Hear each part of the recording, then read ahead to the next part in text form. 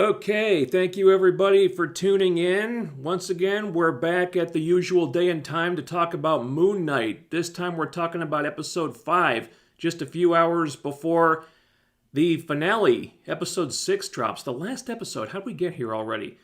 I don't know. I don't know how the hell they can wrap everything up with one more episode. As usual, once this stream ends, it will be set to private and moved to the live streaming channel. So if you want to listen to it again for any reason, that's where it'll be. Links for the live streaming channel are in the description box. Also, the way we do this is I will go through the entire episode, give all my thoughts on it, and then we do comments at the end. But we already have our first super chat before we even started, really. Thorias Vontrell, I'm sure I butchered that. I'm so sorry. Thank you very much for the $4.99. How's it going? It's going okay. It's going pretty well. My interaction on my Twitter account is kind of blown up a little bit. I did a quick reaction video for the cancellation of Batwoman. It makes me laugh every time I say that. Cancellation of Batwoman. I love it. I did a quick reaction video for that. That did surprisingly well. It was like a 96-second video, 15,000 views on that thing, 800 comments, holy shit. Of course, I couldn't monetize it because it got claimed. For a song that I've used several times before and it never got claimed before. I don't know how that happened. Weird. Anywho, Moon Knight. Let's just get this show a-rolling. What an episode this was. My goodness. A lot of great genre shows over the years have done episodes like this, where the main character is in like a mental asylum or a padded room, stuff like that, and there's all these doctors telling them that the events of the show have all been a delusion, and they're trying to make him think he's just crazy and imagine the whole thing and blah, blah, blah. Star Trek have done episodes like this, other shows too, a lot of other shows. It's a pretty common trope. Now, the lazier ones tend to not do a whole lot with this concept. Like, they'll just use it as a novelty where we put the character through the ringer, have him realize that he's not crazy at the end, which the audience already knew, and then just go back to business as usual, and the whole thing ends up not meaning very much. The good ones use this concept to reveal something about the character that we didn't know before, or have the character come to some kind of new realization beyond just, I'm not crazy. Now with Moon Knight, this was a really big opportunity because when you've got a character with a split personality, a guy who openly admits to being insane, it opens up a lot of different avenues because Mark Spector already knows the stuff they're exploring here. But Steven is the one who's learning it for the first time. And that, in turn, comes back to Mark because Steven is the one who helps Mark make the breakthrough that he needed to make. So he could then try to make peace with the stuff that's been messing him up so much. And this was, honestly, one of the most unique character studies I've seen in a long time because we're seeing it through two different sets of eyes. And you've still got these bad guys trying to convince Mark that he's crazy, but Mark already knows he's crazy. So this is like trying to break his psyche even worse than it already is. Excuse me. Anyway, the episode starts with a couple seemingly random things. A dark cave where we can hear a little kid crying for help, a woman saying it's all your fault, the talking hippo from last week, and then Mark is back in the doctor's office, with the doctor, who looks like Arthur Harrow, telling him that he never shot Mark in the first place. Your mind is oscillating between sense and nonsense, he says. That Mark's mind is like a pendulum, shifting back and forth between reality and this reassuring fantasy he's concocted for himself where he's some kind of superhero, and he's doing everything possible to avoid looking inside himself and confronting his real issues. So Mark is now a little bit more clued in, so he insists that this guy is not a doctor, when before he wasn't really sure.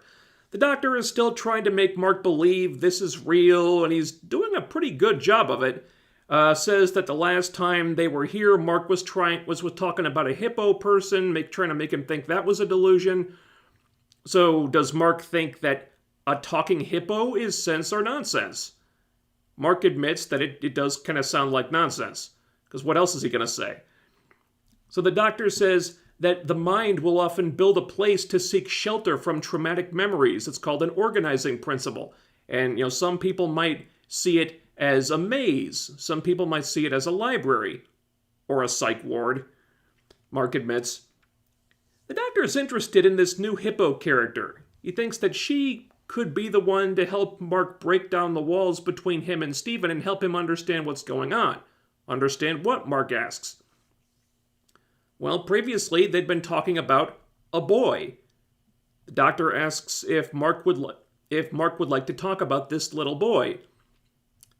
And at the mention of the boy, Mark just freaks out. He grabs a paperweight threateningly. Maybe he's going to use it. Maybe he's going to kill himself with it. We don't know. The orderlies rush in. They restrain him. They drug him. They give him a shot through the neck with something to knock him out. And what's great about this scene is how much sense the doctor is making. Like, viewed out of context, you wouldn't know that the doctor is, representing the villain in this scenario. Even Mark has to admit that this whole thing seems nuts. But the doctor is telling Mark things that he needs to hear in order to get to the bottom of his issues, so the doctor is messing with him and helping him at the same time. It's really crazy how they made that work. So, all of a sudden, Mark is back in the hallway facing the talking hippo again. And the hippo lady, who is Thorias, the Egyptian goddess of women and children, is actually quite nice. She's very pleasant. And I'm not sure why an Egyptian deity has an English accent, but whatever, it's not a big deal. She's there to welcome them to the underworld because they're dead. They got shot and they're dead.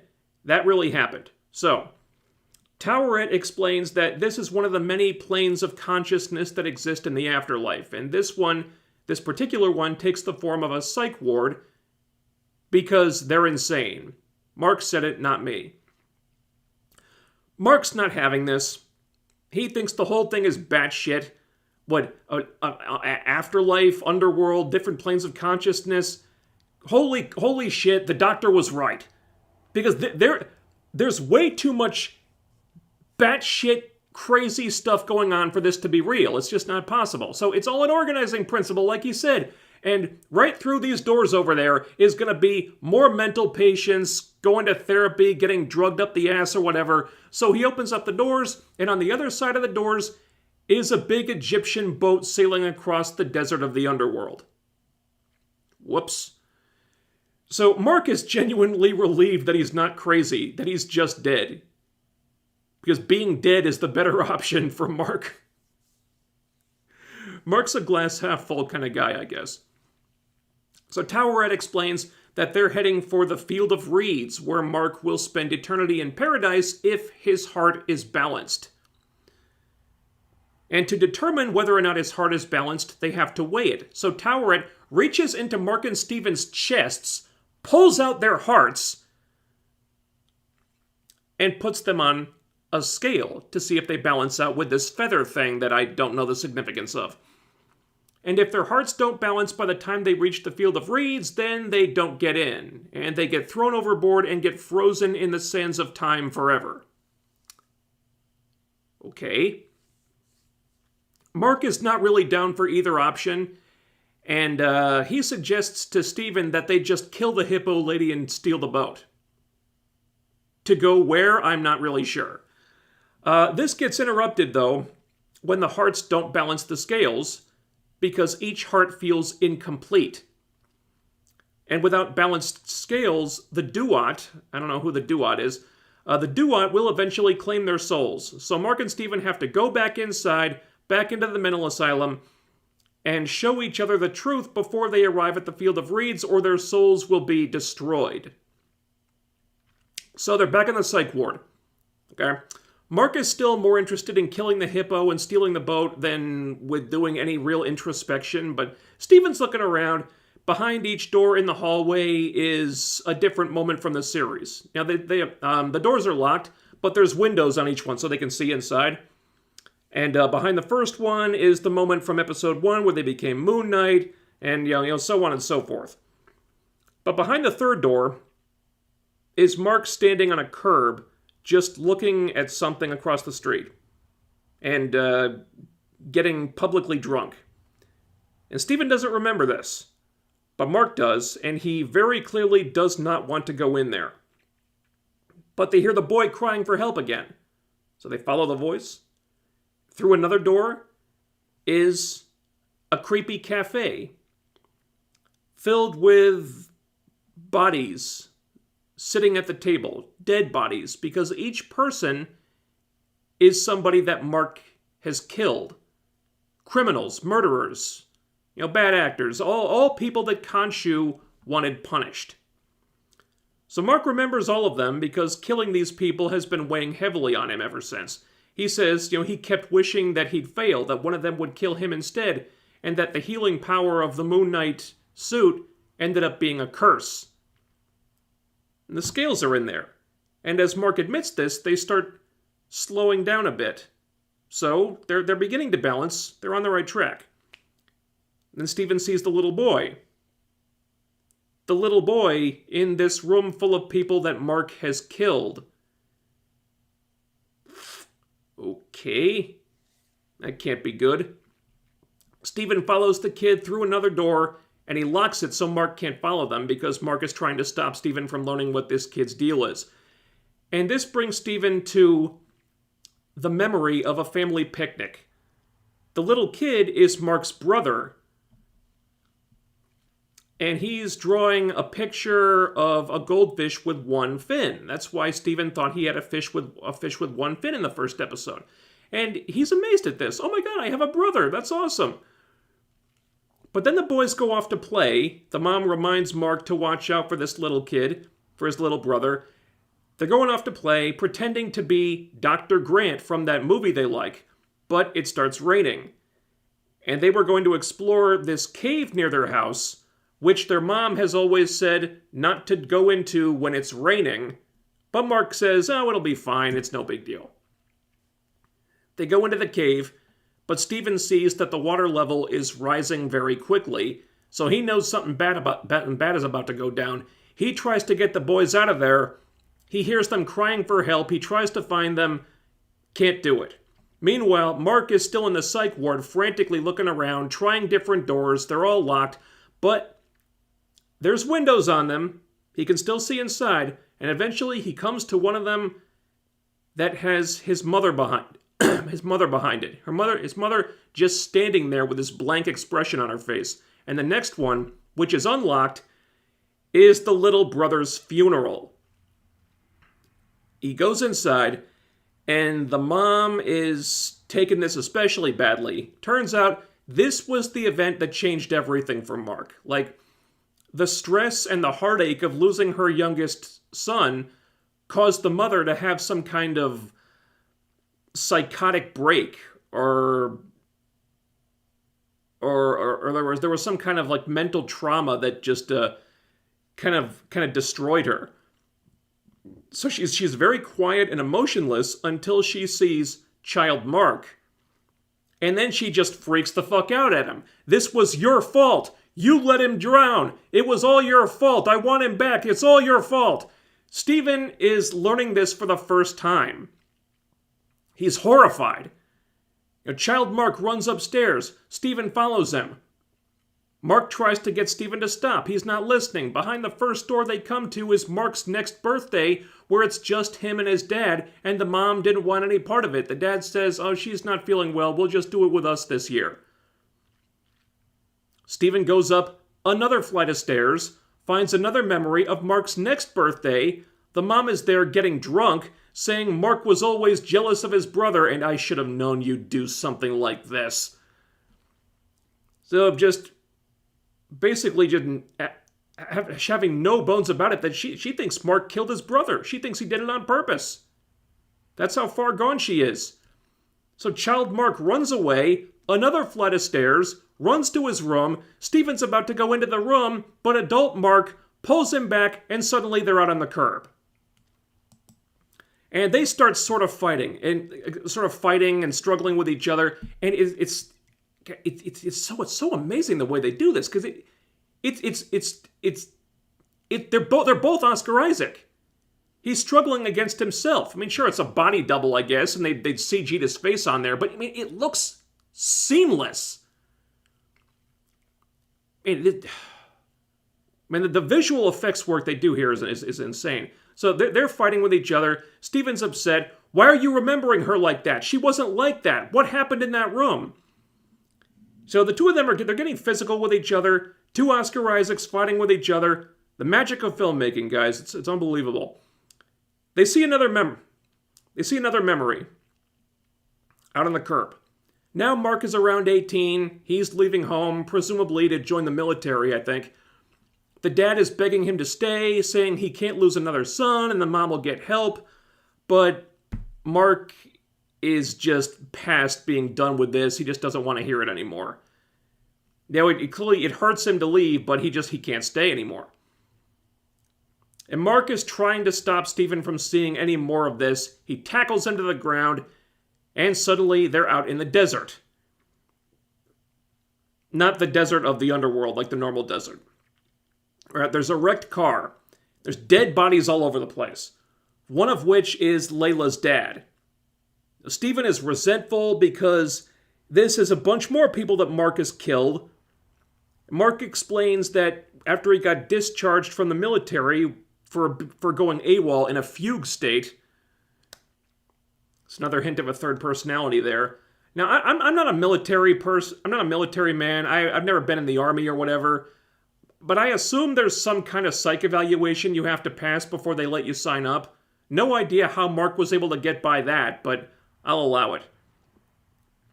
So, after he went AWOL in a fugue state, he didn't have a lot of options. So, once he was discharged, he started doing work for hire stuff as a merc.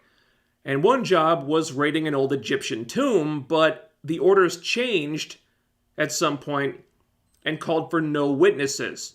Mark couldn't live with that, so he tried to get the people out, but he couldn't pull it off, and some bad shit went down. Steven asks what happened to him, so Mark leads them inside the tomb, where we find Mercenary Mark bleeding to death, dragging himself toward a huge stone idol of Khonshu. So he pulls out a gun, gets ready to end it on his own terms, ready to blow his own head off, and then Khonshu starts talking to him. What a waste. I feel the pain inside you. I'm in search of a warrior, someone to be my hands, my eyes, my vengeance, to eradicate evil from those who deserve it. Do you want death or do you want life? And Mark isn't sure what he wants. Khonshu finds Mark's fractured mind fascinating, believes he could be a worthy candidate, and asks Mark if he would like to bring Khonshu's vengeance to those who would do them harm, basically preying on Mark's guilt. Mark feels responsible for these innocent people dying, and suddenly here's Khonshu offering him an opportunity to be on what he perceives to be the right side for a change. And Steven deduces immediately that Khonshu was manipulating Mark, taking advantage of him. But Mark says it was an opportunity to keep being what he'd always been, a killer. That's the guilt talking. Mark saw this as a form of punishment, which he felt that he deserved because the mom planted that seed in his head by making him feel responsible for his brother's death. So Mercenary Mark decides that he's down to be the fist of Khonshu. His eyes start glowing, he rises to his feet, becomes the Moon Knight. We see the scales again, they're almost balanced now, and then suddenly they're back on the boat. And the really telling thing about this scene is that we never saw Mark's partner, quote-unquote, partner on that job. They don't even mention the partner here, actually. You know, that supposed partner who he previously said had done the killing, they're not mentioned here. And this just happens to be the moment where Mark becomes Moon Knight because Khonshu preyed on his guilt about feeling like a killer. What if the third personality was born out of Mark's belief that he's a killer, like it became a manifestation of that? Like, until now, Steven has been the conscience and Mark has been the ruthless one. But this could totally flip the script and put Mark in a position where now he has to be the conscience compared to a new personality who's darker than he ever was. And wouldn't it be wild if the third personality turned out to be Khonshu's favorite? Like, suppose Khonshu prefers Jake Lockley over Mark? That's gotta be a kick in the teeth. So, they're back on the boat now. But something's up. There's some kind of chaos going on because things are falling out of the sky like meteorites and crashing into the desert all over the place. And according to Towerhead, these are unbalanced souls that are being judged and condemned before their time. So whatever Arthur and Ahmed are doing up there in the real world is having very dire consequences. So now the clock's really ticking. Steven and Mark know they have to go back and make this right. But Towerhead points out that even if they could go back, they'd still be returning to a body that has 2 bullet holes in its chest. So their only chance is to free Khonshu. So Towerhead is going to detour the boat toward the Gate of Osiris. I don't know what that means exactly. I guess she's going to take the scenic route to buy them time. But whatever Mark and Steven are going to do to fully balance those scales, they need to do it fast. I'm not sure how that works, though, because isn't the point to get out of the underworld? I mean, that would just buy them a ticket to the Field of Reeds. They don't want to go to the Field of Reeds. They want to go back to the real world. I'm not sure what happens there. That's a little confusing. But Steven says they need to go back to that door that they didn't get a chance to look into. Mark stopped him from opening the door before to finding out what's going on in there. But Mark pretty much begs Steven not to go in there. Says, look, I'll tell you what the deal is. I'll tell you everything, but please, we can't go back to that door. Please don't let me go back. Please don't make me go back in there. Steven's dumbfounded. What are you talking about? If we let all those people die, if we let Layla die, that's on you, man. That's all on you. We have to go back in there. And Mark just completely flips the fuck out. No, I don't want to go back in there. Don't make me go back. It's almost frightening how intense he gets. He's screaming and just slamming his own head with his hands and just completely losing his shit.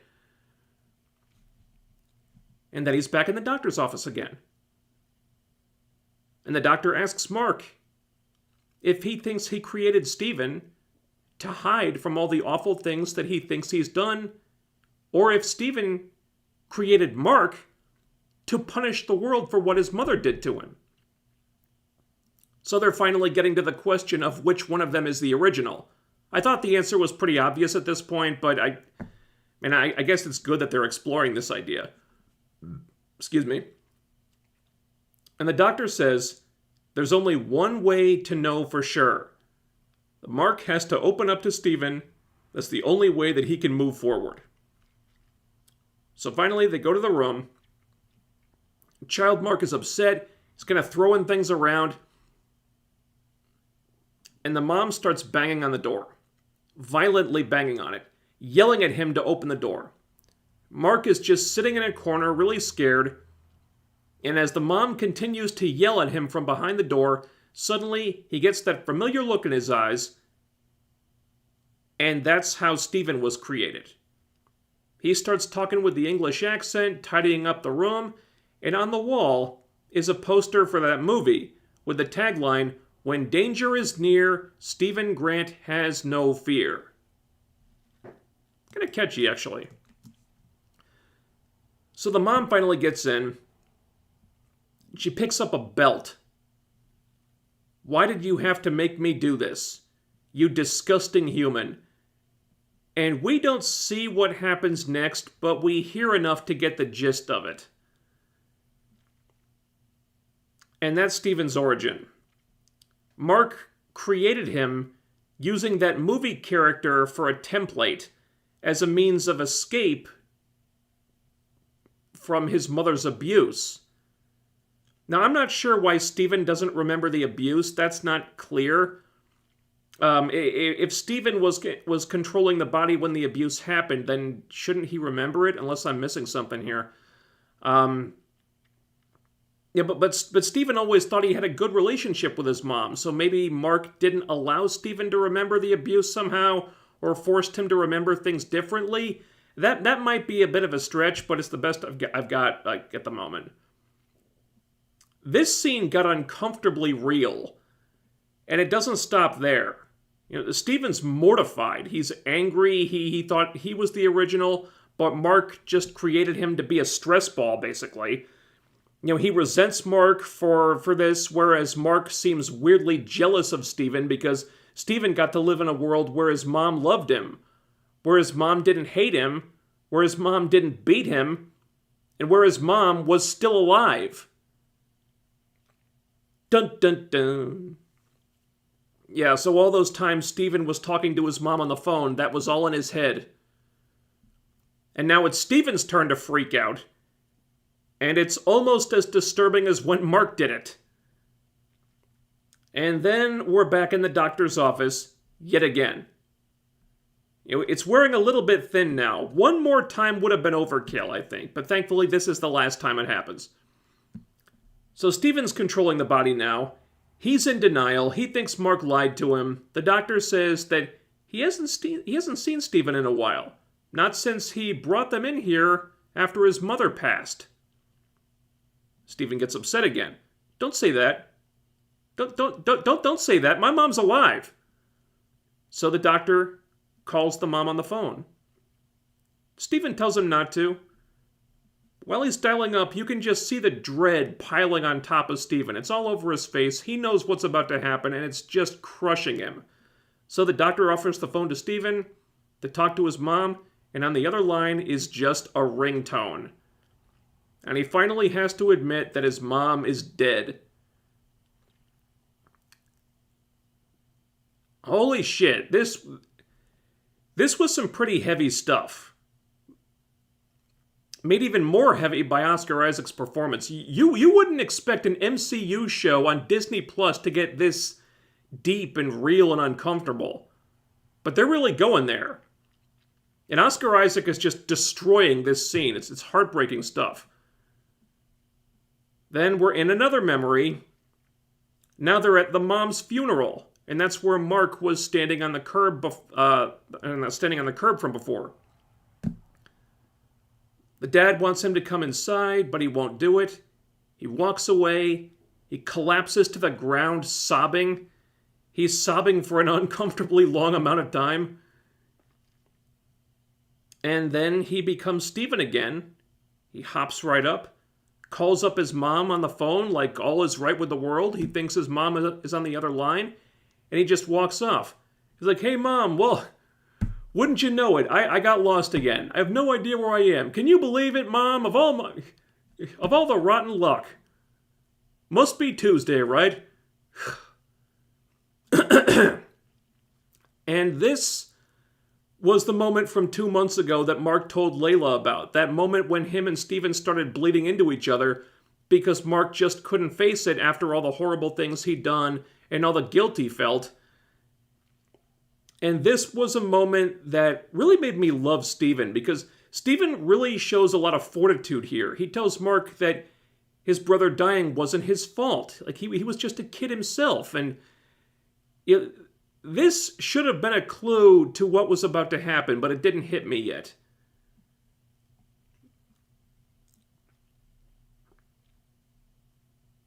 And it's really affecting when you think about how this is probably the first time that anyone's ever told Mark that it wasn't his fault what happened to his brother. Or maybe that was the first time that he really listened to it. Anyway, they feel this shaking sensation, which means they've reached the gates of Osiris.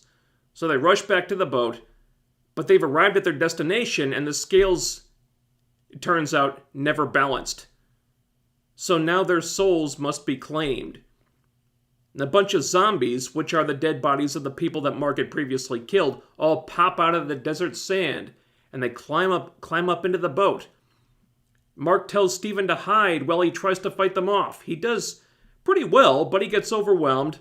They try to force him over the side of the boat, but Steven, again showing a lot of fortitude here, he grabs the steering dealie on the boat, gets the boat to tip to the other side, so Mark is saved, but he's still down. So Steven is like, come on, Mark, you've got this. But wait, if I'm you, that means I've got this too. So Steven has his big man-up moment. He attacks the zombies, throws them off Mark. He grabs a baseball bat that happened to be lying there for some reason. He starts swinging for the fences, taking out all the zombies. Steven turns badass here. Even Mark is impressed, and it's a pretty cool moment. But suddenly another zombie reaches over the side of the boat, grabs Mark again, tries to pull them over the side. So Steven runs at the zombie, grabs it. He goes over the side of the boat, taking the zombie with him, so Mark is safe, but Steven is gone.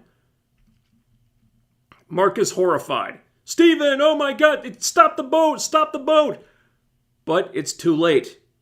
Steven is frozen in the sands of time, and that's what makes the scales finally balance at the last moment. Because the thing that was making Mark feel out of balance is finally gone. So Mark enters the field of reeds with his soul finally in balance, but we can see from his face that now he feels totally out of balance, totally imbalanced, now that the thing that had been keeping him imbalanced this whole time, Steven, is gone. He finally set his mind right, but now without Steven, everything just feels wrong. And that's where it ends. Wow. If this episode doesn't win Oscar Isaac an Emmy and all the other awards, then there's something wrong. Like, there's carrying an episode, and then there's carrying an episode while playing two completely different lead characters, both going through an emotional roller coaster simultaneously. Like, no other performance is going to top this. And they can't play the comic book show card. No, fuck that. Just his performance as Mark or Steven by themselves would have been award-worthy, but he delivered both performances at once. What Oscar Isaac did in this episode was fucking incredible, and nobody else is going to come close to it this year. Like, this episode was brilliant. Aside from just being technically unbelievable with Mark and Steven sharing tons of screen time together, physically interacting, arguing, fighting. On top of that, there's the story itself, which was fascinating on a psychological level. Like, I was really impressed how they were able to tie in a lot of real life psychological concepts. Like, sure, the situation is kind of ridiculous, but the writers were actually able to make it sound plausible, just using real, psychological like terminology and whatnot. And Ethan Hawke deserves kudos for selling that so well. And not for nothing, but this might have been some of the most uncomfortably real and emotionally devastating moments I've seen from the MCU in a while. Like, they're dealing with emotional abuse and childhood trauma, and they go for some really deep cuts here. And they don't offer up any easy solutions, and then the ending is the most devastating part of all. And I don't know what happens next now. Is Steven gone for good? Will Jake Lockley replace him? It seems like that's where the story's going. Man, that's pretty heartbreaking to lose Steven after he was so awesome in this episode. But yeah, maybe Jake is the new one, and maybe Jake is like the most brutal personality yet, and that forces Mark to take what Steven taught him and use that to try to keep Jake in check. And they also have to stop Arthur and what he's doing, and they have to save Layla and stop Amit. There's so much they have to wrap up, and there's only one episode left. But unless they're planning on a season 2, which I imagine they are, I have no idea how they can resolve all this stuff. I mean, they really deserve a season 2 after this episode. Holy moly. This was probably the best single episode of any Marvel Disney Plus show so far. This was amazing. And there was barely any Moon Knight in it. That's the crazy part. There was the actual Moon Knight was on screen for like 5 seconds. Otherwise, it was all just a Mark Spector character study. And it was fantastic. It's the best thing the Disney Plus shows have done. I mean, I can't wait to watch the finale. Holy shit. Beats me how they can possibly resolve all this. So, those are my thoughts. We got another super chat here. Stephen Loomis, thank you very much. Agreed. He has been very, very good. I wish they had given him half the chance to show his stuff in the Star Wars movies. Boy, if any of those characters had real potential in the Star Wars trilogy, it was Poe Dameron. I mean, he was clearly the most charismatic person there. And he was like the one guy who came off as legitimately cool in that cast. The one character who was like who felt like really redeemable. Like you could do some cool shit with this guy. And yeah, man, what a waste. Especially in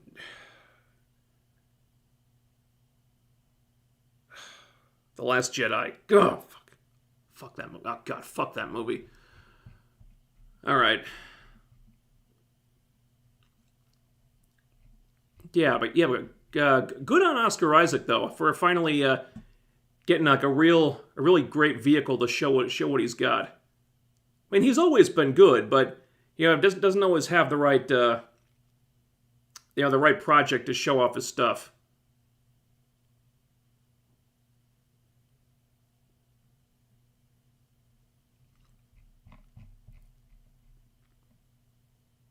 But yeah, he should get like a hell of a lot of recognition for a role as Mark Spector. This episode in particular, like I said, I mean he's got to be looking at some really serious award consideration after this one. I don't know how he doesn't win an Emmy for this one. I mean, who the hell else is who the hell is gonna top what he did in this episode? It's not gonna happen. It's just not.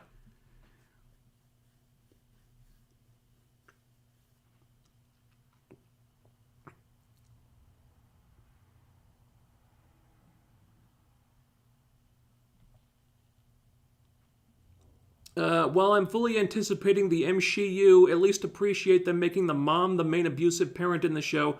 Mark's dad is still a POS, but at least he wasn't the main abuser. I don't know, his dad seemed okay. I think the problem with the dad is like he wasn't able to get the mom any kind of help. Because she was clearly mentally ill, and I guess the dad's real crime is that he wasn't doing much or enough to stop what was happening to his son.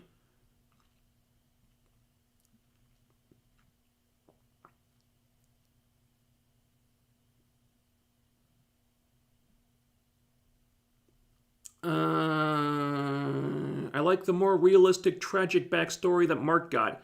Because I could imagine that somewhere some kid could produce dissociative identity disorder to cope with their the abuse from their parent. Yeah, I appreciated that too. It's like the whole thing felt like very. I don't know what the technical term is, but it felt very real life. Like you wouldn't expect an MCU show to be this.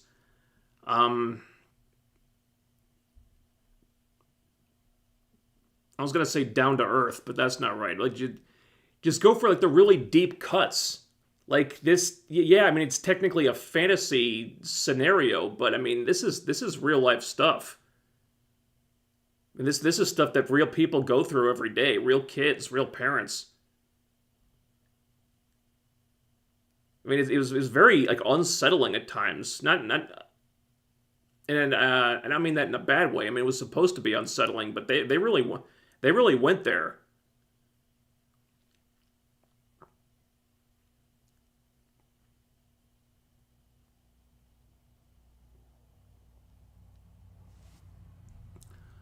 Well, hold on. Jenny Norwood, thank you very much. That's a big one.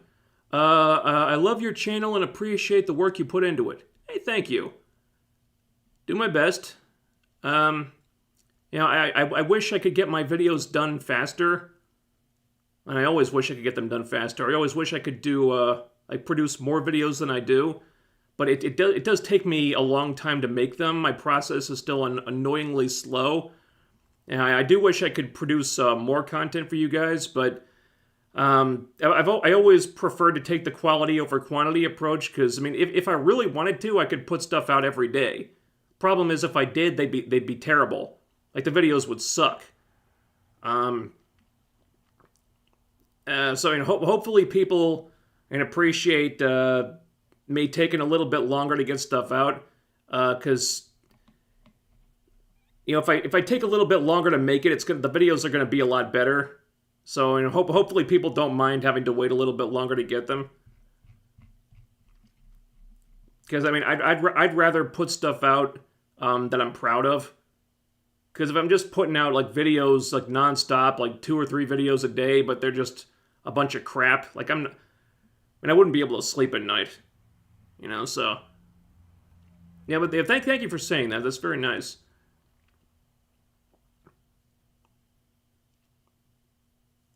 The 6-episode shows are too short. The 13 episodes on Netflix were great. Actually fleshed out the stories and gave them room. Yeah, I understand that, but on the other side, 6 episodes mean they can pump a lot more money into each one, because basically each Disney Plus series has basically had the budget of a movie. And yeah, they're spreading it across 6 hours. But it's still, those are huge budget shows, and the Netflix shows, you had more episodes, but they were also much lower budget. Now, and I didn't mind the low budget in most cases, especially Daredevil. I mean, I never noticed the low budget on Daredevil at all, because, I mean, it was meaningless, because that show was so fucking good. But, I don't mind the 6-episode shows. I mean, if you're going to give me 6 episodes of great content, that are, like, really high quality, then I'm not going to complain. I mean, if the writing is good, if the production values are good, and if the story is good, then I'm okay with 6 episodes. I mean, if it's designed... If the show and the story and the concept are designed to work within a 6-episode structure, then that's all right.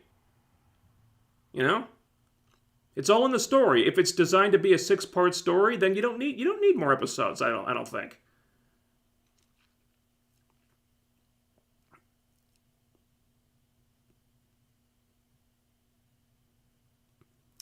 Let's see. Mark creating Steven seems like a combination of his brother, his love of movies, and the fantasy Mark was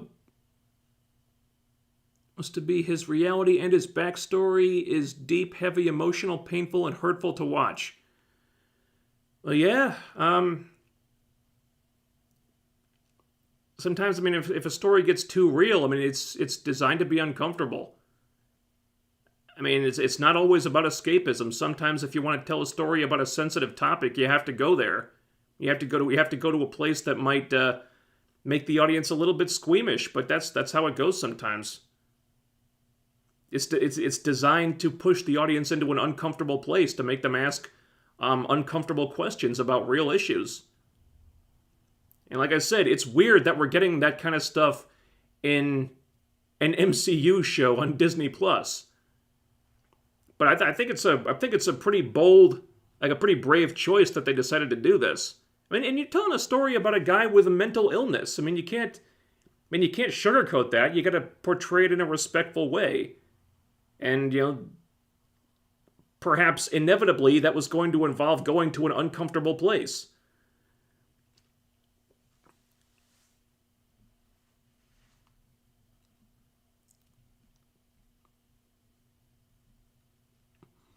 See, 6 episodes is definitely too short. Even 8 may have been better. Wasn't WandaVision 8 or 9 episodes? I forget how many episodes WandaVision was, but WandaVision's a bad example, because WandaVision could have absolutely been done in fewer episodes than it had. I think they could have chopped at least one episode off that season order and been fine. They didn't need that many episodes. So that's not a great example. And I hope Moon Knight gets at least another season. That way we can get to see Jake Lockley in action, and we could expand more on how Mark functions as Moon Knight without Steven. Even if they don't get another season, I would expect this character to show up again somewhere, because I don't know how the hell they can possibly resolve all this stuff. I mean, they've got to save Layla, they've got to defeat Arthur and Amit, and also, I mean, they've got that other personality coming in. They've got to resolve that, and they've only got one episode to do it. I mean, to tell the story of Stephen Grant, they needed an entire season. They can't do Jake Lockley in one episode.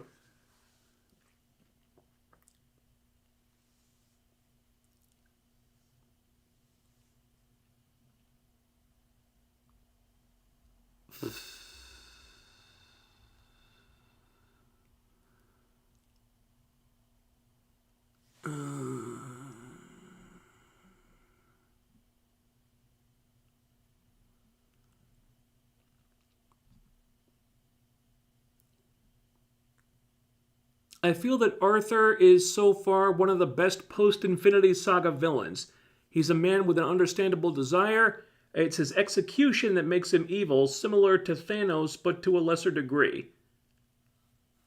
Yeah, he's been really good. He's got an understandable motivation. He's not played as a bad guy, just as a guy who believes in something that kind of goes against what the hero believes, and he's doing bad stuff, but he thinks it's for a good cause. If I have one complaint about Arthur is that he almost seems like he's too reserved. I think in the finale we really need to see him get angry. We need to see him kind of flip out and just lose his shit. Because so far we've only seen him in one mode. He's very quiet and calm and reserved. We've never seen him kind of lose that calm that he has. And so I think in the trailer for the finale, there's going to be a big fight with Moon Knight and Arthur. So maybe that'll happen, because I want to see what Arthur's like when he gets angry, because we haven't seen that yet.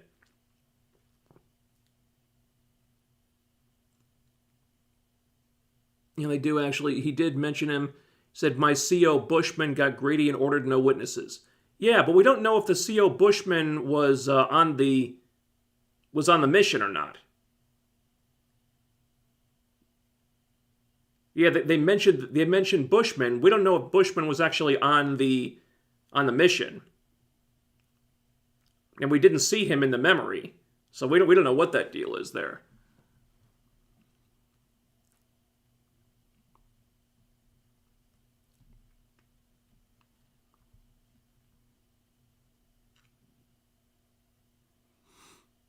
Yeah, WandaVision had 9 episodes? I don't know. You know what? Hold on. Let's check that out. Firefox will work here. I'm pretty sure it was more than 6.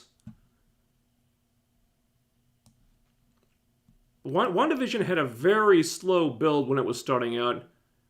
And I remember having a lot of issues with the pacing, because it wasn't until episode 3 that the story even started moving. First episode was just introducing the concept, and almost nothing of the story. Like, Wanda and Vision move into a new town, and they're living out like an I Love Lucy or a Dick Van Dyke episode. And it was only at the very end that we got even a little tiny hint about what was going on. And the second episode was kind of the same way, except it was a different sitcom. And then finally, in the third episode, it's like, oh, that's what the deal is. Okay, well, you could have done that a little bit sooner, couldn't you? So let's just, for shits and giggles, find out how many episodes WandaVision was, because Man, I will stand by that. They did not need that many episodes. Come on. Come on, Firefox. You're supposed to be the faster search, the faster platform here.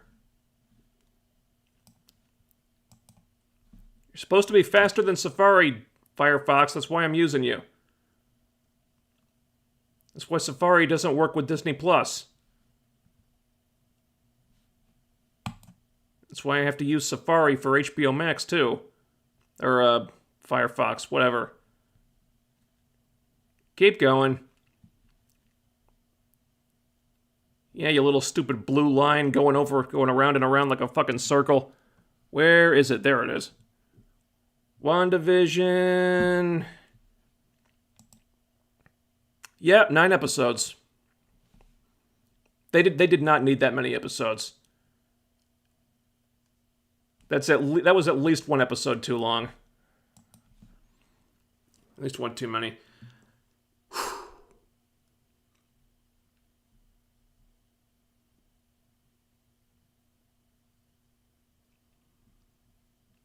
So it's possible that Mark dealt with the day-to-day neglect, Steven dealt with the verbal abuse, and Jake took the physical abuse, which would make sense if Jake is the most violent of the 3.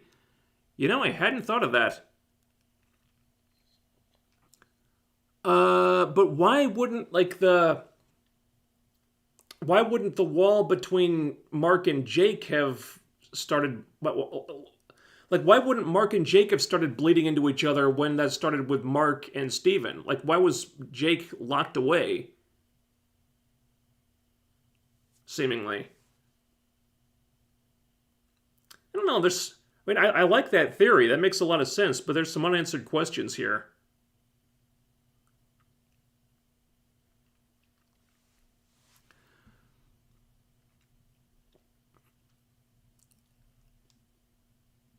Mark is an incredibly sad character. His little brother was taken from him and he blames himself. His mother beat him. Maybe in the finale, Mark can sit down with his dad and get some closure. You know, hopefully. Yeah. Maybe after they wrap up the stuff with Arthur, he goes to visit his dad, finally, because he couldn't even go to the funeral for his mom. Couldn't even face his dad when that happened. At the very least, they need to sit down and talk about that stuff.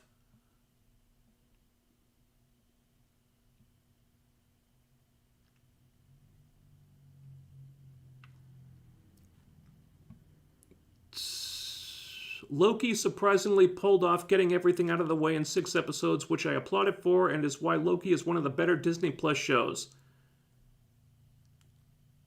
Okay, we got another person in the Loki camp. Glad I'm not the only one in there. I thought Loki was very good. I mean, yeah, the finale kind of made some creative decisions that were maybe unwise. I didn't really make excuses for the finale. But, I mean, overall, I thought Loki was very, very good. I just, it kind of bums me out that I'm seemingly in the minority on that one. Glad someone else liked it. I do enjoy Moon Knight, though, the most because the story is the strongest, because some episodes are okay, some are great, but because Moon Knight feels so non-MCU related and barely acknowledges it. There's subtle references, but not much. Yeah, it's really weird, isn't it? Like, there are fewer references to the larger MCU in Moon Knight than there were in Eternals, but Moon Knight feels more like an MCU property than Eternals did. Just goes to show how ill-conceived the Eternals was.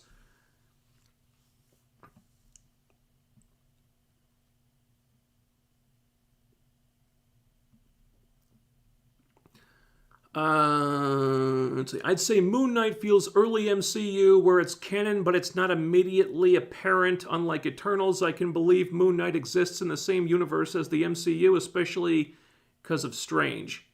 Okay.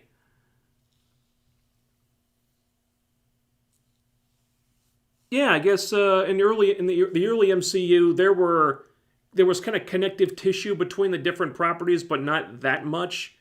I mean, later on, they were all about the interconnectivity, and they were making other characters making cameos in all the other movies and whatnot. I mean, they're more connected now than they've ever been. Like originally it wasn't that way. Like they'd save all the crossovers for the post-credit stingers. Like you got Fury showing up at the very end, or you got Thor's hammer showing up at the very end, and otherwise if they're off on their own adventure. And it's kind of self-contained. This kind of does feel like that, I guess.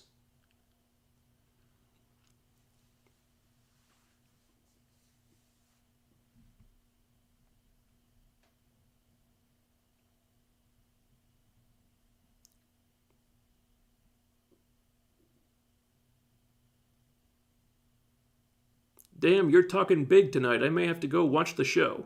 You haven't seen a Moon Knight? You haven't seen Moon Knight yet? Well, thank you for tuning into my Moon Knight stream. If you haven't watched Moon Knight,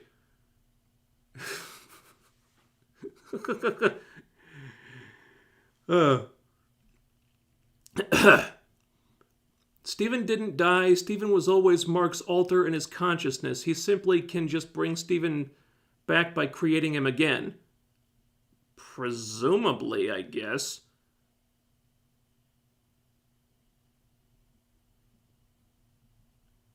But we're talking about like the Egyptian underworld, like the Egyptian afterlife. We're not sure how that functions.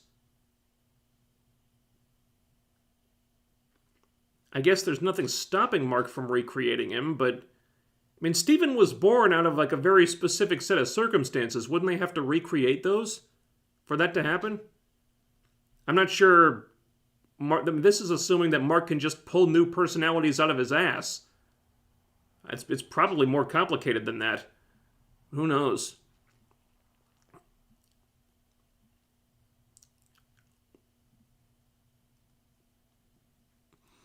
I think before the final fight, Mark will come to realize that he doesn't need to create a new him or be someone else to be accepted, especially since he has a wife. He can be loved and accepted. Well, that kind of feels like Mark's endpoint. Once he reaches that, the show would probably be over. I don't think you can have him come to that realization in season 1. Like, presumably, there's like a whole arc for this character planned out. If you want Oscar Isaac to play Moon Knight for a while, and you have like other projects that you want to use him in, which I imagine they do, then you can't have him come to that realization yet. You can have him take a step in that direction, but if he does that now, then there's nowhere else for him to go. You know, it's like with Tony Stark. I mean, Tony Stark's arc was about, turning from like a selfish a-hole into like a selfless hero with a family.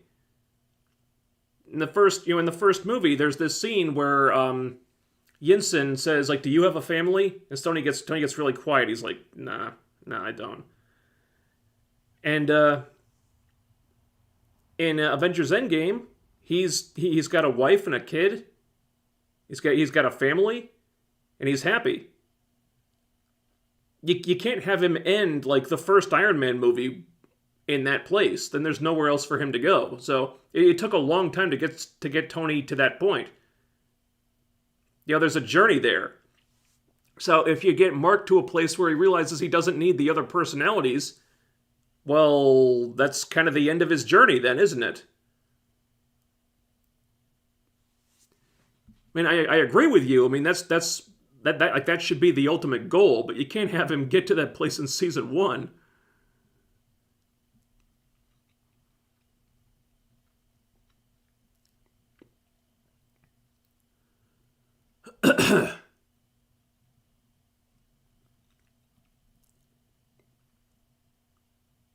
If Mark does forgive himself, Jake would make for a good foil, trying to hold the past against Mark or trying to show him that no matter what he does, he will never be loved or accepted.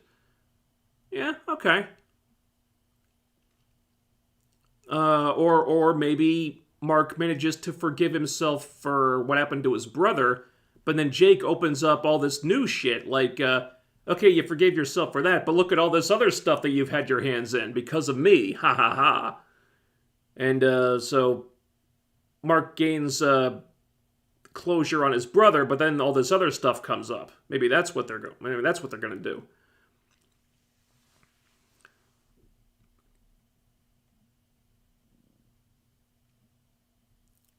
Poe and Finn were really done dirty. Oh, yeah. I mean, they were two of the bigger victims of there just not being a plan for those characters. Or maybe they had a plan originally, but they didn't stick to it because, Rian Johnson had to be a dick. And Kathleen Kennedy had no idea what she was doing.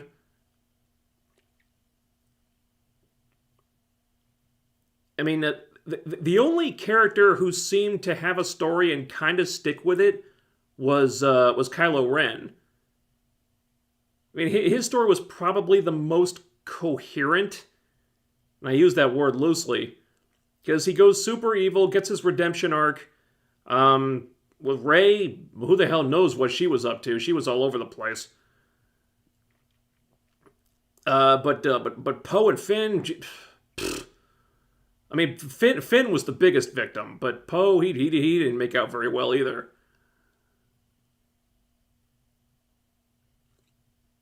Hey, Poe, I kind of saw an arc for him. I mean, it wasn't done very well, but he's kind of in movie 1, he's like the hot shot.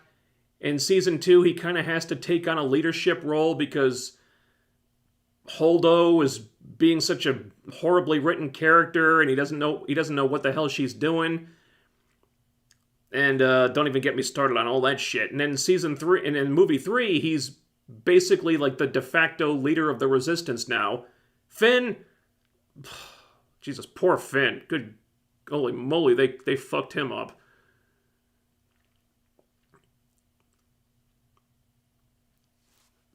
I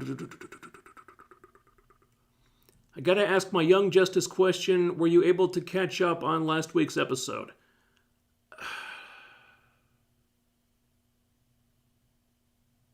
You're the most recent one? Yeah, I've seen it, but I gotta be honest, I don't really remember much about it. I remember there was another conversation between Rocket and her ex about their autistic son. Somehow Rocket is able to Zoom chat with this guy from across the universe. I don't know how that works. I remember feeling like that conversation was going on for a long time. It's like, I'm like, why are we spending so much time on this? I know it's an important issue, but it's a fucking superhero show, for crying out loud. Can we keep our eye on the ball here? And I guess there's a question about Forager maybe wanting to stay on New Genesis with the female Forager. And then Ma'ala Fa'ak and those two other dudes are trying to trying to find the Phantom Zone projector or something. And then in the Phantom Zone, we got Superboy spending the entire episode getting brainwashed by Zod or something. It's just, God, it's moving. The narrative is moving so slowly. I mean, I feel like they're not even in like first gear anymore. I mean, I'm trying to be patient with it, but it's getting tough. I want the story to get moving. And all it feels like it's doing is slowing down.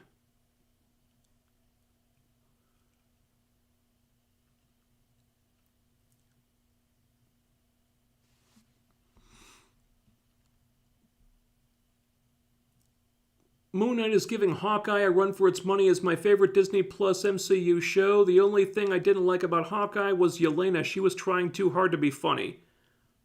I'm glad to see another person enjoyed Hawkeye as much as I did.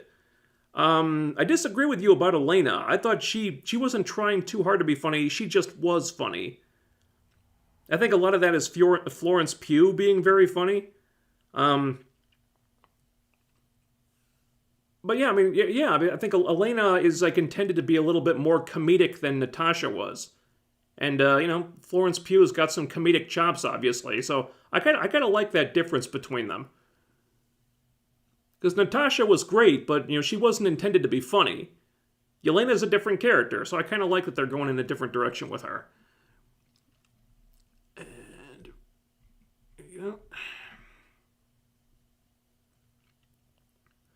The reason I said that the dad was a POS is that he clearly failed in protecting Mark from his mom. He should have gotten Mark's mom either psychiatric help or arrested for child abuse.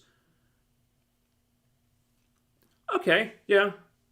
I see where you're going for there. It's possible that he wasn't aware of how bad the abuse got because Mark was retreating into his other personalities as a way of protecting himself or escaping it. So it's possible that he never actually told the father. So maybe the father just didn't know. I might be giving him too much credit, but yeah, I guess the dad's not perfect either. And there was that scene where he says, look, your mom's going to get help. And Mark said, look, it's your job to get her help. And yeah, I guess that was a pretty big failing on the dad's part, right? Trust me, the quality of your videos is more than worth the wait. Oh, thank you. I'm my own worst critic, so I put out a lot of stuff that even though I work on it for a long time, I'm not always 100% thrilled with it. So that's good to hear. Thank you.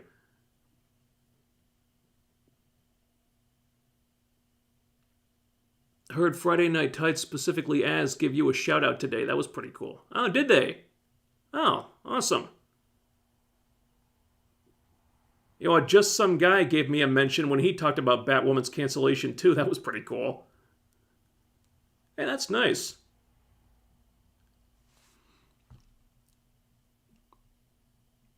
Maybe I'll get on Friday Night Tights at some point. Who knows? You always have good quality stuff that's worth the wait. Yeah, all right, thank you. Best analytic channel online. Well, that might be giving me a little too much credit, but I'll take it. Are you going to review Lower Decks Season 2 and 3? Yeah, I gotta be honest with you. I haven't seen either one.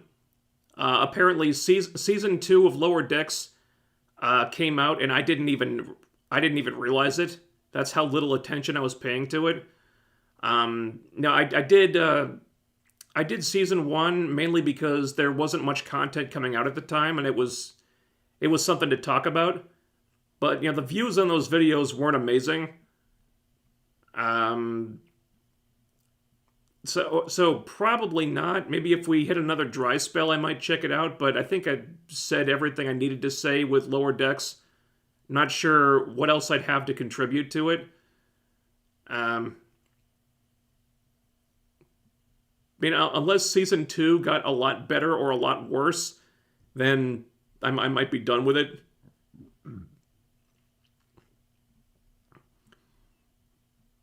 Let's see. With the Orville Season 3 coming out in a month, are you planning on reviewing that series too? Again, probably not. I've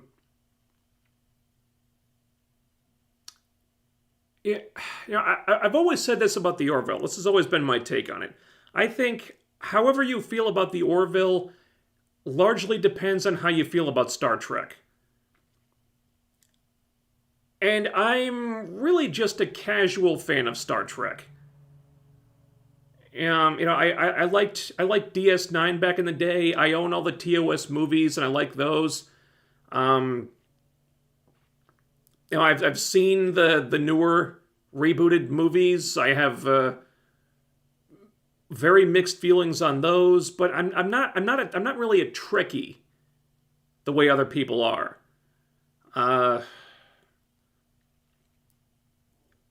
So I don't have that, like, the deeply rooted love for the Trek franchise. So I look at Orville as just a funny space show. So they're obviously paying homage to a lot of Trek themes and whatnot, but a lot of those are probably going to go over my head because I don't really, I haven't seen every episode of TNG or whatever. I've seen various episodes, but not enough to really have that love for it that other people have. So I mean, Orville, it's just to me, it's not really a big thing. I watched a couple episodes in the first season. It was okay. Pretty good stuff, pretty entertaining, but it didn't really really grab me like it would with Trek fans, I guess. So I haven't seen anything of it beyond that. I mean, I hear it's good. Doomcock loves it, but for me, it's just it's just it's not really my thing.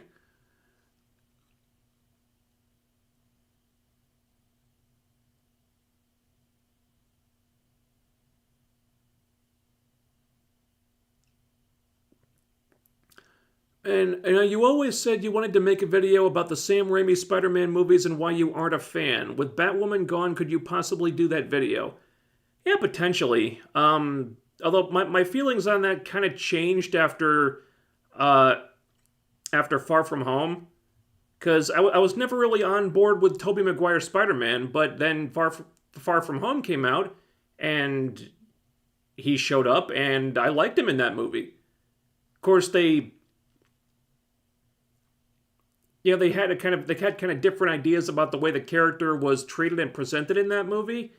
And he wasn't dancing, he wasn't crying, he wasn't screaming in every scene about how much he loved Mary Jane. He was just Peter Parker.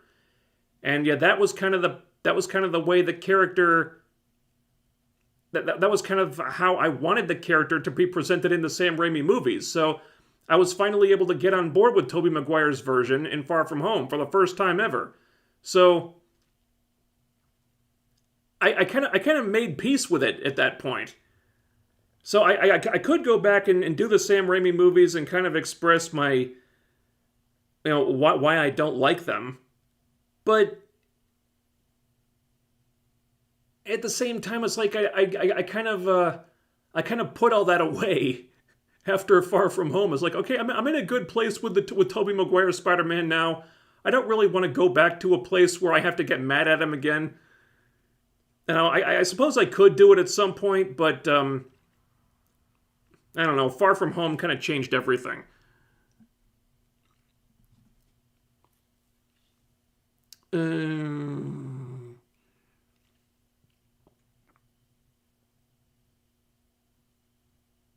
Maybe in future Disney Plus Marvel shows they do a short 6-episode seasons. They can make the finale episode 2 hours. That way they can cover everything.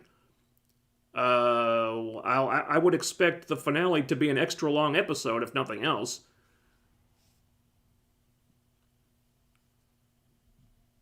Yeah, that would make sense, especially for Moon Knight, because they're going to need an extra long episode.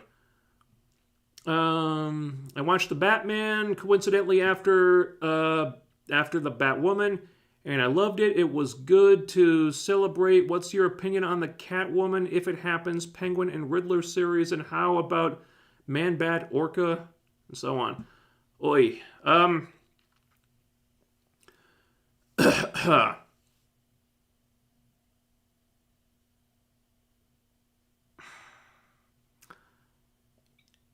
I don't think... Well, a lot of those are hypothetical. Like, I know the Penguin series is happening. I'm not sure why that's necessary. I guess the Batman was kind of a quasi-origin for Penguin. I don't know why they can't just continue telling that story as a subplot in the Batman sequels, which just got greenlit. They know that they're doing another one, so that's good. Riddler, they kind of told his story in the movie. I don't think he'd need a series. Man-Bat, Orca, but I don't think we're not there yet. They haven't shown up. They haven't even shown up in the movie yet. Catwoman, there might be something there. I don't necessarily think she needs a series. They could do something. Because I said in my review, I really liked that version of Catwoman. To me, that was probably the best version of Catwoman that we've had in a movie. Or maybe the closest depiction of her to the comics that I was looking for. So I like that version a lot. Everything except the nail claws. I couldn't get past the nail claws. Those were dumb. But yeah, I like that version a lot. Don't necessarily think they need like an HBO Max series about her. seems very unnecessary. I mean, let's see how the Penguin series goes first, because that seems even more unnecessary. But I mean, good on Colin Farrell for getting more work, I guess.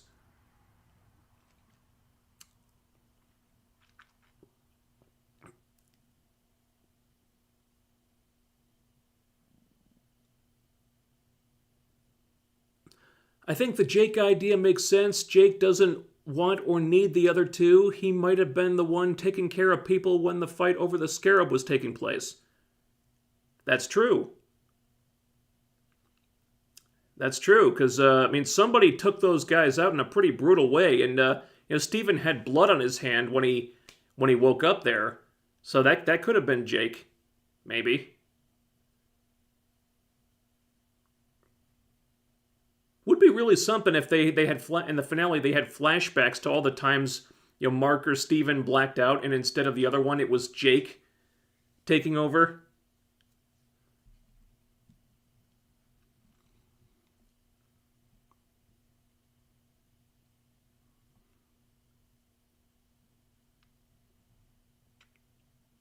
Now, let's see. Just joined. Episode 5 was great. Perfectly captured Mark's childhood, and Oscar Isaac's acting was top-notch. Hell yeah.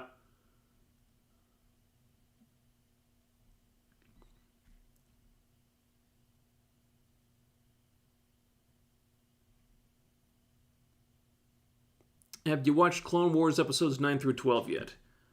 I'm sorry, I haven't watched them yet. I know you want me to watch them so badly that you changed your handle to watch Clone Wars Season 7, Episodes 9 through 12, then tweet, I'm sorry, I haven't watched them yet. I know you really want me to watch them. I promise I'll get to it at some point. I just haven't had an opportunity to do it yet.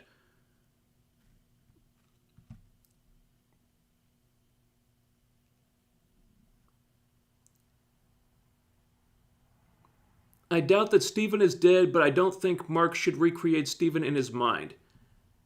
Man, it's if Steven is gone, it really sucks because I liked him a lot, but it might be more poignant if he's just gone now.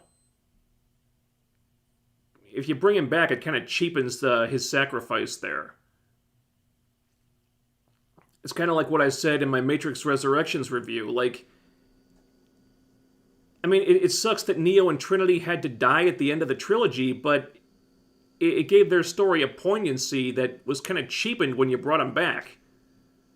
It's kind of the same thing with Steven. Like, if you bring him back, cool, it's nice to see him again, but no, his sacrifice doesn't really mean anything now.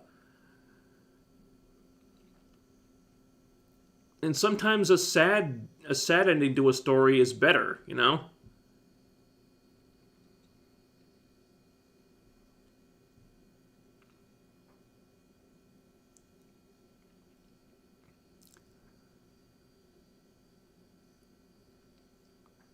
Rumor is Doctor Strange 2 will be Wanda's movie, not Strange's. Well, I think we can expect Wanda to be the female lead. Slash villain slash shitstirrer. Whether it's Wanda's movie instead of Steven's, that we'll have to wait and see.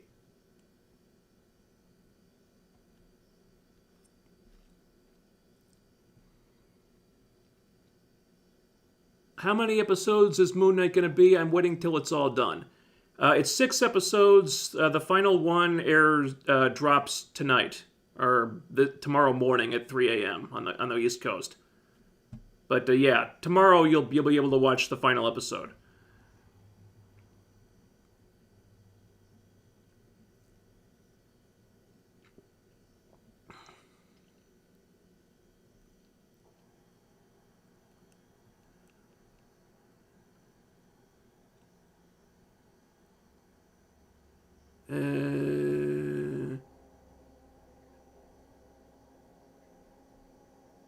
Is Ms. Marvel in this? I really hope she is, and I hope female Thor and She-Hulk and Kate Bishop drop in with fake Black Widow and Agatha and maybe bring along Echo too. To each their own. No, Ms. Marvel is not in Moon Knight. She's got her own show coming up.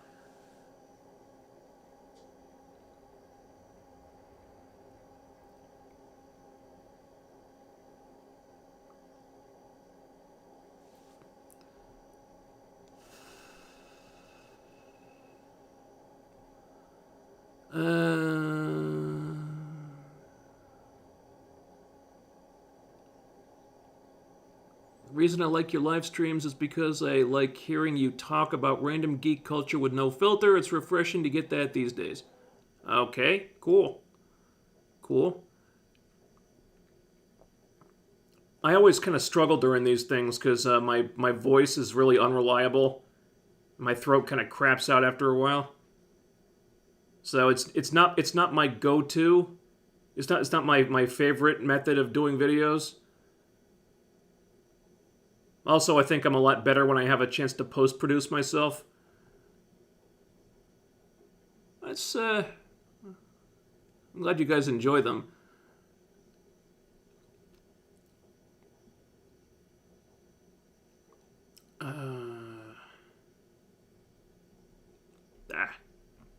Whole bunch of new comments coming all at once.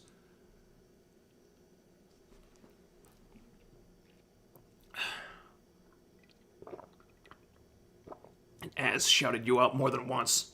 Yeah, good for Az. He's good people.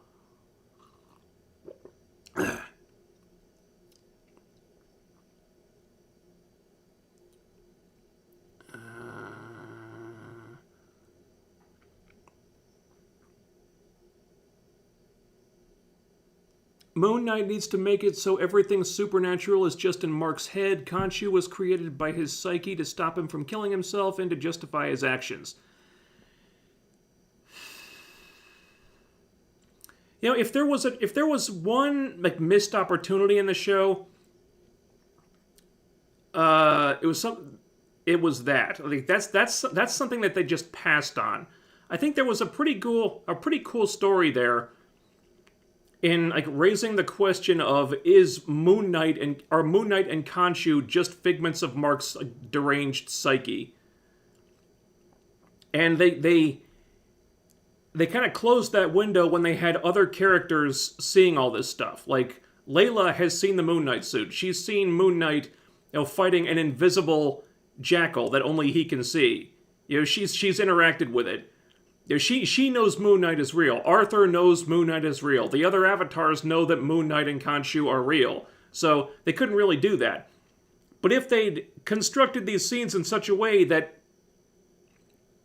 Mark was the only one, like who bore witness to the Moon Knight stuff and the Khonshu stuff, and nobody else was really privy to that stuff, then they could have done the storyline where, hey, maybe it's all in your head. We don't know for sure. Nobody else has seen it. So they couldn't do that. They had an opportunity to do that, but they couldn't do it. Kind of a missed opportunity there, because I think that might have been pretty cool. Because, I mean, normally a story like that would be really tough to pull off, but because Mark is already insane, it would be... They could make that a pretty compelling journey just showing how he reacts to it. Because the audience doesn't necessarily have to believe it as long as the seed of doubt is planted in Mark's head.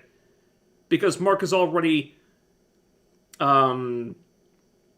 very fragile, mentally speaking. Just his reaction to it could have been really compelling.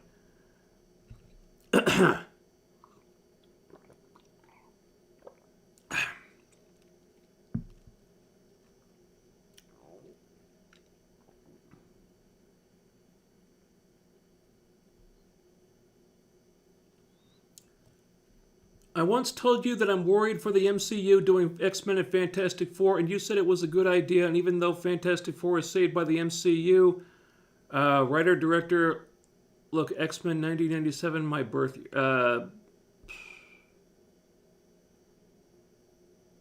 okay. Don't really remember that. I don't remember the interaction you're referring to. Is it a good idea bringing in the X-Men and the Fantastic Four to the MCU? Yeah. You saw the previous attempts at Fantastic Four movies, right? They were all terrible.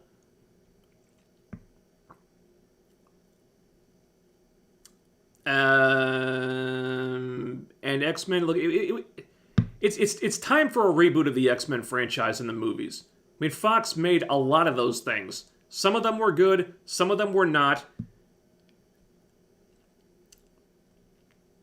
And, Feige you may, some people may not like every creative decision Feige has made, but he did right by the Avengers overall. If he could do to the X-Men what he did with the Avengers, then they could have like multiple phases of just X-Men movies.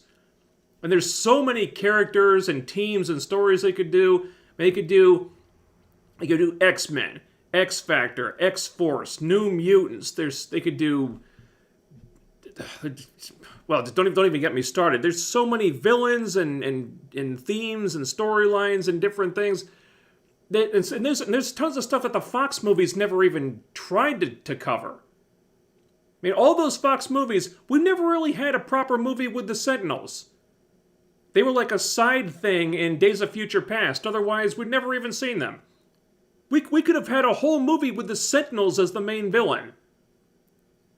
Or they're fighting Sentinels all over the place, and then like the final big bad is Master Mold. That could be a movie. Fox never even went for it. And we'd never seen Mr. Sinister. Never seen all those other characters like the Acolytes or Exodus or the Marauders, for fuck's sake. Again, these are things the Fox movies never even tried to do. They were so focused on Magneto. Or trying to waste like the entire Dark Phoenix saga in one movie. Yeah, that was a good idea. They fucked that up twice. But I mean, if Feige does the X-Men right, which I kind of think he will, they could have like years. They could go through like decades of X-Men movies because there's so much material there to mine. So yeah, I'm excited for the X-Men in the MCU. Less so the Fantastic Four. I've never really been into the Fantastic Four, but I mean, given how bad those other three movies were, I mean, there's nowhere for them to go but up.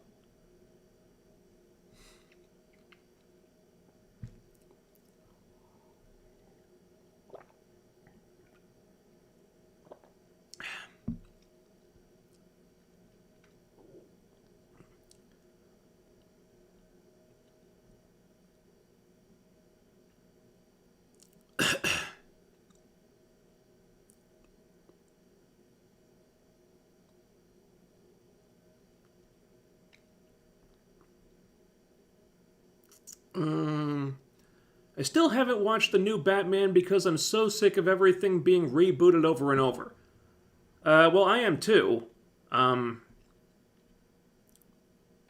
you know, in the case of the Batman, I think they didn't really have a lot of choice. One, Affleck kind of wanted out at least for a while. Also, I mean, the DCEU was so creatively messed up. They didn't know their asses from their elbows, so it kind of limited their options there. I actually think rebooting the Batman was a really good idea because they're taking a back to basics approach with it, where they can just ditch all the continuity and start from square one, which the movie did a really good job of. And you know, I said in previous videos, look, I don't want this to be trying to like shoot itself in the foot by setting up a million different sequels and spin-offs and going in a million different directions with plots that have to carry over from one movie to like 5 more and branch out all over the place. No, I just want a self-contained story where Batman's being a detective and solving a mystery. That's what I want. And you can set up like future movies and stuff, but just keep it self-contained for the most part. And they did that, and it was really good. So, I mean, that gives them a good foundation to build on. And that's kind of what they needed. And, because, the DCEU is just, well, don't get me started on that, but,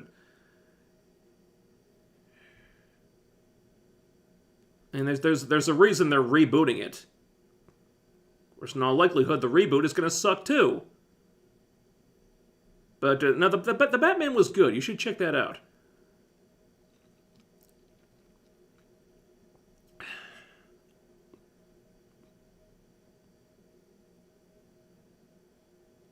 You were up there with the Drinker and Mauler. You deserve to be on Friday Night Tights ASAP. Much love from Germany. Oh, thank you.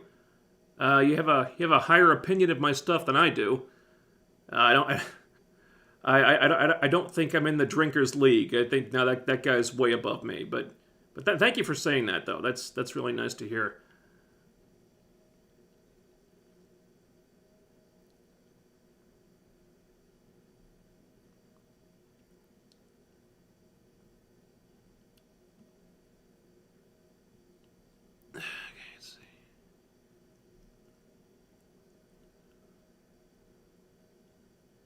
In hindsight, was it a mistake that Strange didn't appear in WandaVision?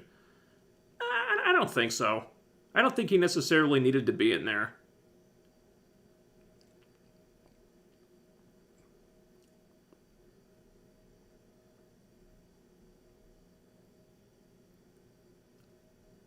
I'm not sure how the story could have been improved for adding Strange to it. He probably would have made it just a little too crowded.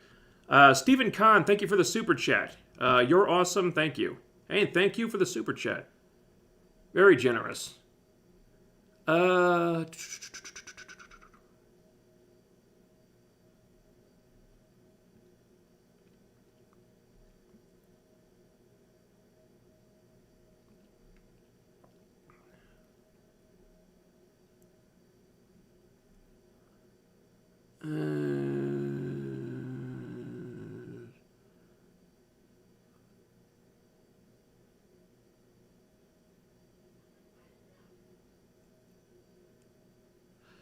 X-Men is so all-encompassing, it's almost like you don't want to mash those two universes together because they aren't going to interact with Tony and Steve anyway. Well, they can interact with a lot of other characters. To me, the real trick with the X-Men is going to be how they how do you introduce them, first of all? Because, I mean, without some kind of soft reboot of the MCU universe overall, how are you going to introduce mutants as a concept? Because, I mean, they would have had to always be there, but how has no one noticed them until now? Also, the X-Men stories, I'm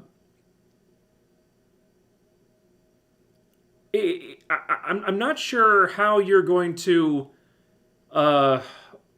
pull them off in the sense that all the MCU projects are kind of similar, or kind of tonally similar. Like, they all have a similar kind of humor, for example. And X-Men stories deal with, like, a lot of darker themes, like prejudice, racism, and stuff like that. So X-Men stories, by their nature, are going to have to be a little bit darker than the usual stuff the MCU does. Not saying the MCU doesn't never gets dark, but, like, just thematically, the X-Men are probably going to be darker than, say, an Ant-Man movie, for example.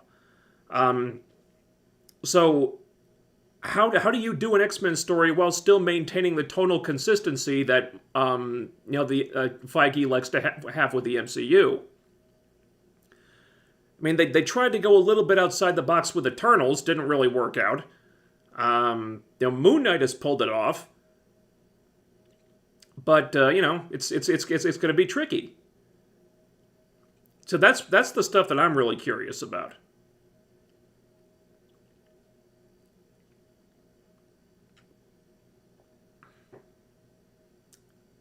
Omega Red, there's another character the Fox movies never used.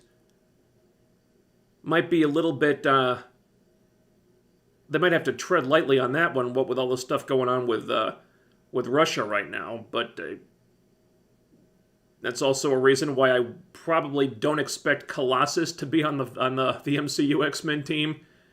They might want to just avoid that, but yeah, Omega Red as a villain, hell yeah. We've never had Omega Red in a movie.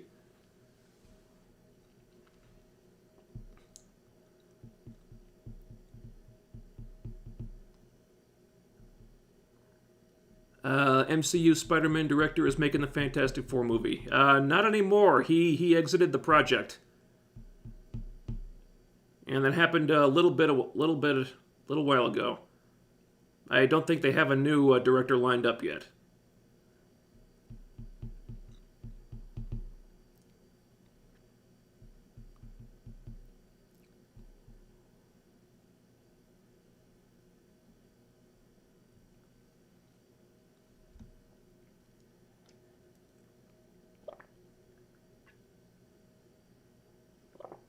X-Men needs to be redone and less focused on Wolverine this time. He's awesome, but his main ability is stabbing people and not dying.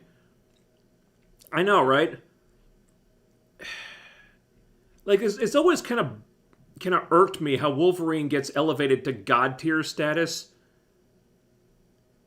And people are always putting him up on a pedestal and making him out to be like so much more powerful than he realistically should be. Like I've always said this, Wolverine is just a guy with claws and a healing factor. Yeah, he's really tough and hard to, and damn near impossible to kill, but at the end of the day, he's just the stabby guy. I mean, he's not some Omega level threat. He never was. You know, people just elevated him to that level because he was popular. You put him in there with like a Magneto or Exodus or whatever, and he's what's he gonna do? Nothing. You know, in the Fox movies were all about Wolverine. And that always kind of bugged me too. That's why I like First Class so much, because it felt like an X-Men movie, instead of a Wolverine movie with the X-Men kind of all standing behind him out of focus.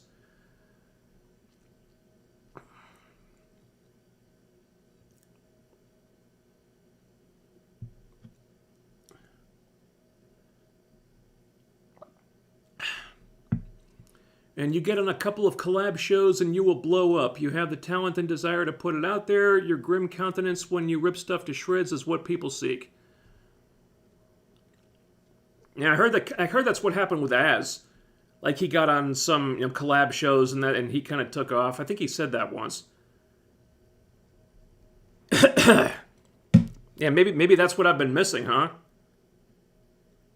Gotta get on some collaborative videos, I guess. Of course, that's not really up to me, unfortunately.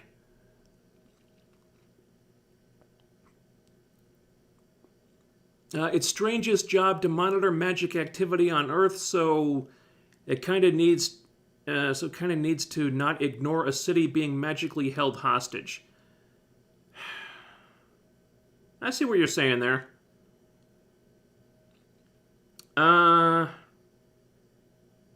No, it's possible that Strange just wasn't available at the time. I mean, Sorcerer Supreme, he does have other duties. Maybe he was out dealing with some other threat. Of course, it does beg the question why some other sorcerer couldn't check it out, like Wong or something. But I'm not sure where you could have fit him in.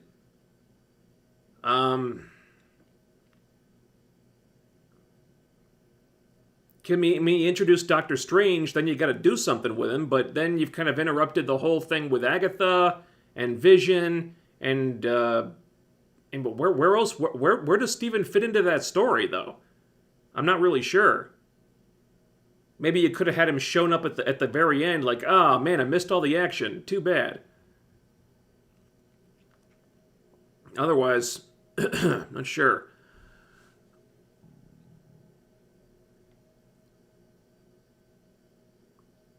Professor X has been casting a mind thing on the planet using Cerebro for years, and that's why no one knows about mutants? I don't know. I don't like it when characters are that powerful. I mean, I think superpowers need to have limits and rules. Because when a character is so powerful that he can affect the minds of the entire planet, like it's like how do you do stories about him after that? I mean, the character, he's basically a god at that point. He can do anything. So then you gotta answer the question, well, if he can do that, why doesn't he do it all the time? Just to stop every problem before it escalates. No, I don't like that. I don't like that. They gotta figure something out. Something else.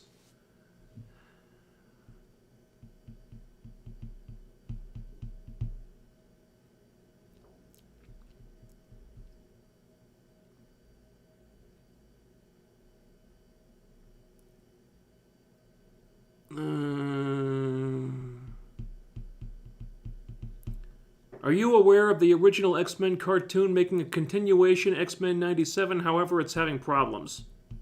Not surprised. Yeah, I know. Yeah, they're doing a continuation of X-Men the Animated Series. I have many reservations.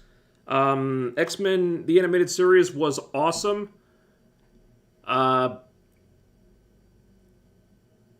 But continuing it using the... I don't know. I mean, what if... What if was so bad?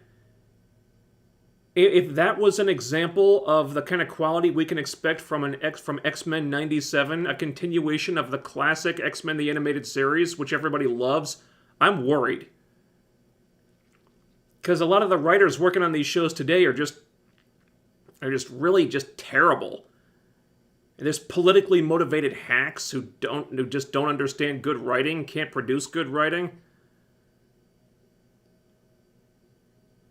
I mean, supposedly the original creators of X-Men the Animated Series are like consultants or something, so at least they're involved.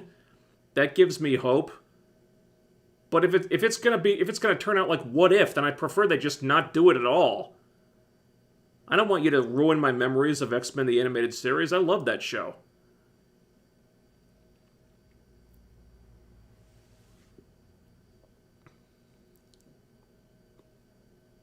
People like Wolverine because he's like Rocky Balboa. He takes a licking and keeps going. The only way to kill him in the comics was to permanently separate his head from his body. You know, they did a storyline in the Ultimate comics where they did like a Wolverine versus Hulk story. Where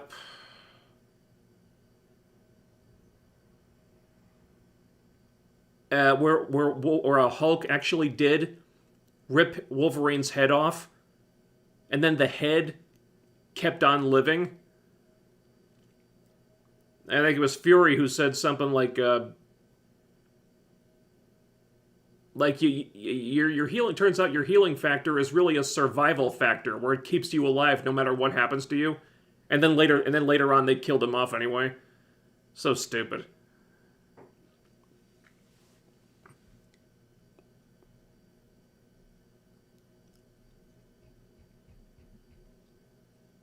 I thought Wong was Sorcerer Supreme. Oh yeah, that's right. Yeah, because Steven did disappear for 5 years. Oh, so maybe it was Wong who should have showed up in WandaVision. That's a good point.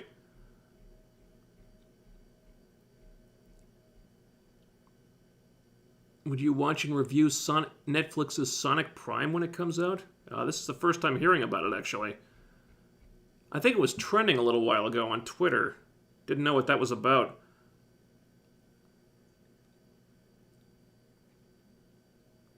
Yeah, Wong is the Sorcerer Supreme currently. We don't know what the status of that is going to be following Multiverse of Madness, but we'll see. Yeah. Okay. So that's the end. We're at the bottom of the chat room. And it's not trending anymore. All right. So unless anybody has anything else to talk about, I guess we can wrap things up.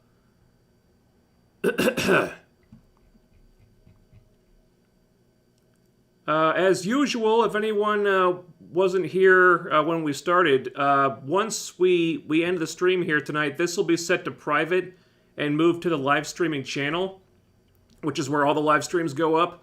So if you want to listen to it later, that's where it'll be. There's word fell out of my head. There's playlists for all of them. For Falcon Winter Soldier, WandaVision, Hawkeye, Loki. There's playlists for all those, for all the streams I've done on those. And this one has its own playlist for Moon Knight. So that'll be going on there. And yeah, I guess that's about it. No, wait, hold on.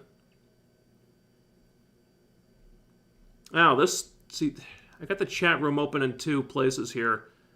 This one's being updated faster.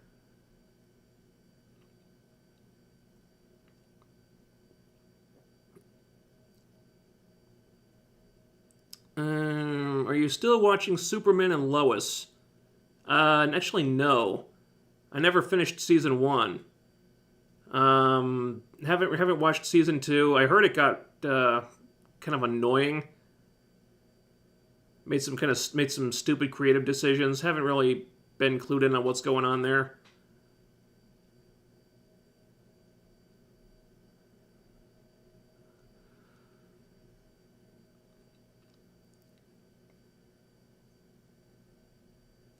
Call up Az and do a dream team again. I loved it back then.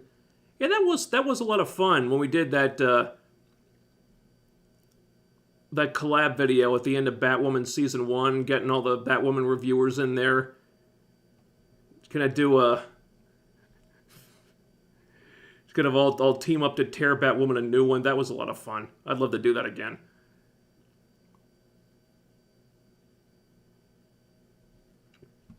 Is there a VOD section where I can find these discussions for the previous episodes?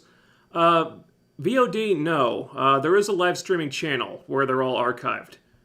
The link is in the description box. Or you can just search Thorias Unlimited live streams. It should come right up. That's where all the live streams go.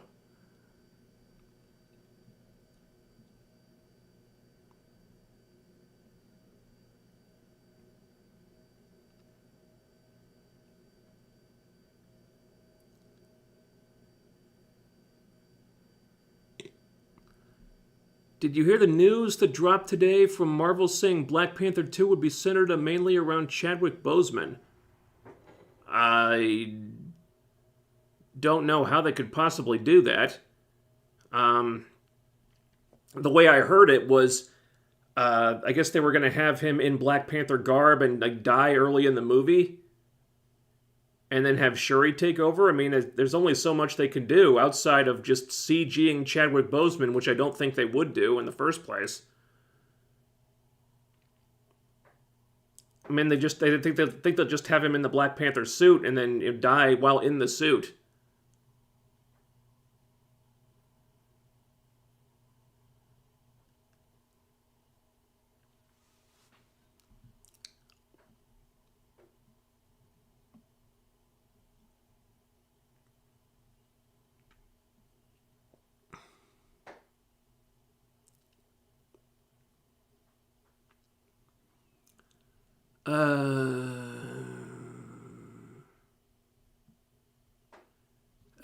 Didn't finish season 1. I'd say don't waste your time. It's not good anymore, but it's not crazy enough to have fun with like Batwoman was. I heard they were getting kind of annoying with there was stuff where where Jordan's girlfriend went to summer camp and hooked up with some girl, and there was like storylines about Jordan's girlfriend's girlfriend and stuff. And I guess John was taking XK because he wanted powers of his own, and he got busted for like using drugs and kicked out of school or something. It's like,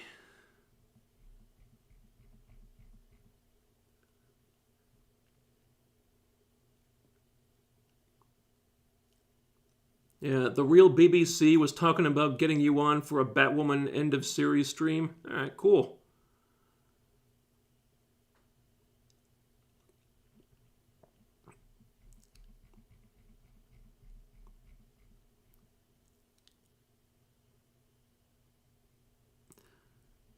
I would have accepted if Chadwick was recast because I don't want Shuri to be Black Panther, and there's rumors that Namor would be gender bent. Well, he's not being gender bent. He's still a man.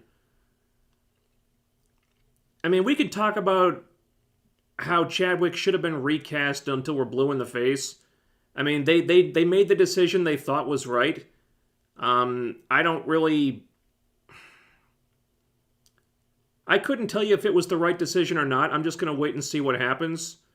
I mean, Shuri taking over as Black Panther, I think there is some basis for that in the comics, so it's not like they're pulling it out of thin air or anything. Maybe it was the wrong way to go. I don't think I don't know if I'm the one to make that decision, but I mean, we just gotta wait and see what happens, because, I mean, they've filmed the movie now, so there's no changing it.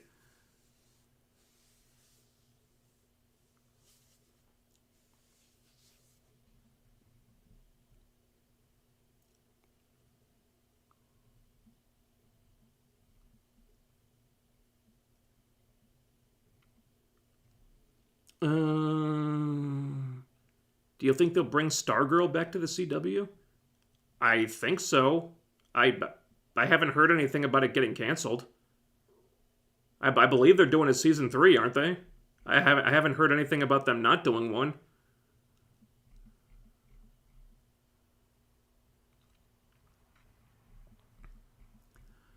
Will Moon Knight have a season 2? Well, I think it's too early to say. But if they don't do a season 2, I don't know how the hell they're going to resolve everything. So I would imagine, even if they don't do a season 2, I imagine the character is going to show up again in some other project. Maybe in a movie, maybe in another Disney Plus show, but I'm pretty confident that this is not the last we'll see of Moon Knight. I mean, that character is going to have to show up again somewhere. If not in his own series, then they can in some other series or a movie or something else.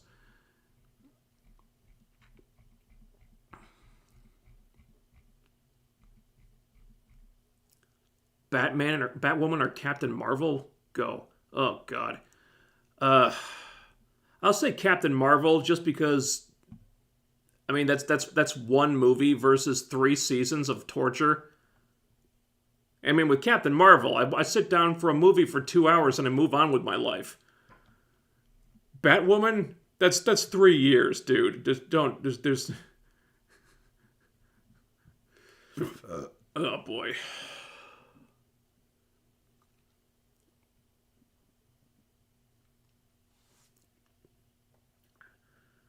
Do you have a Patreon yet, or some alternative to YouTube Super Chats? I really don't want them getting a cut. Well, I have enabled Super Thanks on videos.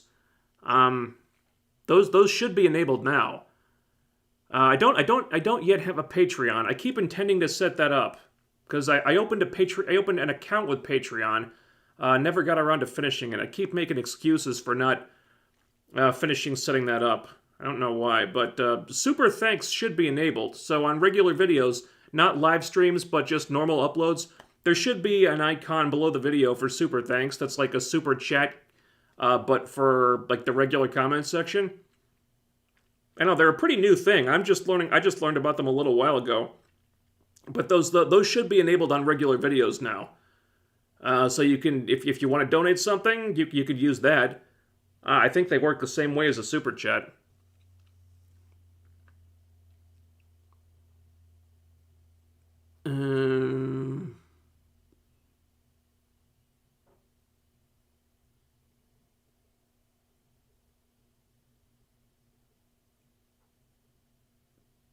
Yeah, alright. That's probably a good place to end it for tonight, guys. I think Super Chats still give YouTube a cut. Yeah, probably. But let us know when you're on Patreon. I will happily subscribe. Yeah, I'll do that. I keep telling myself that I have to finish setting that thing up. I don't know, I had some trouble with it the first time I tried it. There was some confusion about it. I'll have to go back and look at it again. But yeah, if and when I get the Patreon set up, I'll certainly make a note. I'll put up a notice on the community tab, and I'll do a video announcing it and all that stuff. And yeah, I'll make sure people know about it. But thank you. I think that's a good place to stop.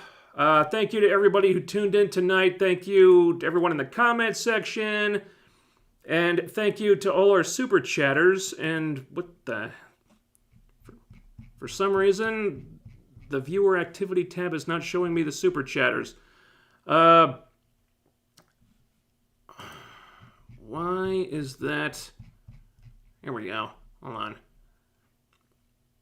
on. Anyway, Stephen Loomis, thank you for the $5. Jenny Norwood with a $20 super chat. Thank you very much. Stephen Kahn with a 199 super chat. Thank you. And I'm sure there were other ones that there were. I think there was there was another one right when I started that we're not. The chat room is not showing me anymore. I don't know why the viewer activity tab is not showing me. They always show up in here. Now they're not. For some reason. So there was another super chat right when I started that I can't thank because they're not showing me the person's name. And the name fell out of my head. Whoever you are who super chatted at the very beginning, thank you very much. And thanks for tuning in. We got the final episode of Moon Knight dropping at 3 a.m. Eastern tonight. I'll probably watch it tomorrow. And then we got Doctor Strange this weekend. That could be a pretty loaded one. If it turns out to be Wanda's movie more than Steven's, who knows? I'm going to wait and see what happens. But, yeah, I've done some preliminary stuff on that. Got the thumbnail ready to go. And, yeah, that was a fun one to make.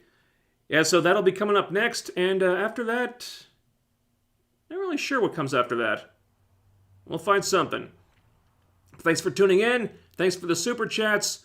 And I will talk to you guys again very soon. Again, once this stream is over, it'll be setting to private. And sometime tomorrow, I think, it'll be up on the live streaming channel. Links for that are in the description box. And is there anything else? Anything else? No, I guess that's it.